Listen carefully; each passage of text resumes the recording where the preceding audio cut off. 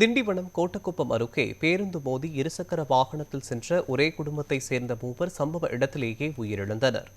இதுகுறித்த கூடுதல் விவரங்களை செய்தியாளர் கோகுல் ராஜா வழங்க கேட்கலாம்.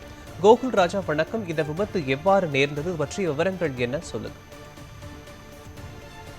புதுச்சேரி மாநிலம் காலப்பட் பகுதியை சேர்ந்த ஸ்டாலின், கார்த்திக், சிலம்பரசன் ஆகிய மூவர் கார்த்திக் உடல்நிலை சரியில்லை என்பதால் புதுச்சேரியில் உள்ள தனியார் மருத்துவமனைக்கு கொண்டு சென்றிருந்தார். அப்போது தமிழக பகுதியான கோட்டக்குப்பம் அடுத்த சின்ன முதலியார் சாவடி அருகே வந்து கொண்டிருந்த அதிவேகமாக சொகுசு பேருந்தில் கார் பின்புறம் மோதியது. பிறகு கார் முன்னே சென்ற இருசக்கர வாகனத்தில் மிக பலக்கமாக மோதியதால் இதில் மூவரும் 100 மீட்டர் வரை இழுத்து சென்றனர். பேருந்து அடியில் மாட்டிக்கொண்டதால் சம்பவ இடத்திலே மூவரும் உடல் நசுங்கி சம்பவ இடத்திலே பரிதாபமாக உயிரிழந்தனர். சம்பவம் அறிந்து கோட்டக்குப்பம் போலீசார் பிரேதத்தை கைப்பற்றி அருகில் உள்ள பிம்ஸ் மருத்துவமனைக்கு அனுப்பி வைத்தனர்.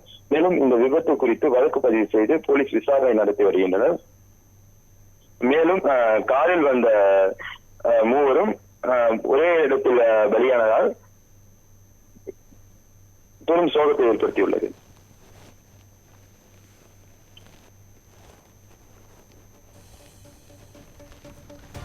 விவரங்களுக்கு நன்றி கோகுல் ராஜா.